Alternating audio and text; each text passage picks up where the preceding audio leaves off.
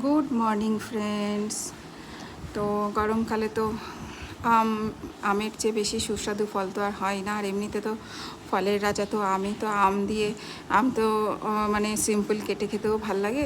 তো একটুখানি mango shake বানাচ্ছি, আর সেটা কিভাবে বানাচ্ছি সেটাই আপনাদের কাছে শেয়ার করছি। তো প্রথমে মিক্সি জারে, মানে এটা আমার মতন করে বানানো, মিক্সি জারে বরফের কিউব দিয়ে দিলাম, তারপরে দুধ দিয়ে দিলাম।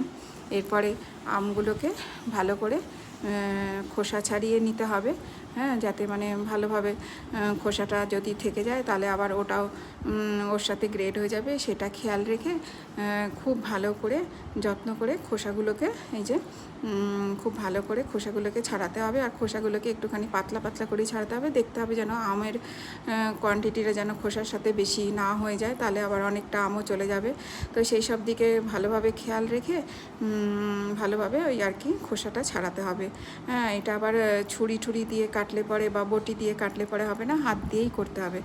তো এবার ভালো করে খোসা ছাড়িয়ে আবার এক একজন এক এক রকম করে, যে সাইড থেকে কেটেও দিয়ে দেয়। তারপরে আটিটা থেকে আমগুলোকে বের করে যতটা পারে ততটা মিক্সি জারে দিয়ে দেয়। তো আমার মেয়ে সেটা না করে ও নিজের হাত দিয়েই আমগুলোকে ভালো করে টিপে ওই মিক্সি জারে দিয়ে দিচ্ছে। মানে এক একজন এক এক রকম, যার যেমন ভালো লাগে, যার যেমন সহজ লাগে সে সেইভাবেই আর কি করে।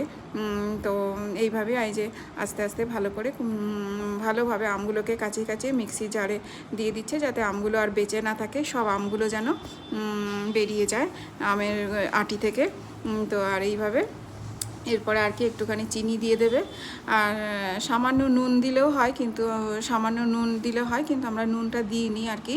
কিন্তু নুন দিলে আরও টেস্টটা আরও আমার মনে হয় বেটার হবে। খুবই কম, মানে 1 চিমটে নুন একটুখানি দিলে পরে মিষ্টি স্বাদটা আরও ভালো হবে।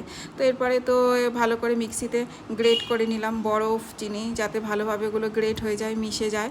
হ্যাঁ, তো কয়েকবার কিছুক্ষণ করার পর এই যে শেক তৈরি হয়ে গেছে। একদম গাঢ়, পুরো দুধের কোনো জল টল কিচ্ছু মেশানো নেই, একদম যাকে বলে একদম স্মুদি। এর মধ্যে আরও ফল টল দিলে আরও টেস্টি হয়ে যায়। ওপর থেকে যদি কিছু বেদানা বা ছোট কোনো ড্রাই ফ্রুটস দিলে মানে আরও সুন্দর হয়ে যায়, আরও খেতে আরও মানে ডবল টেস্ট বেড়ে যায়।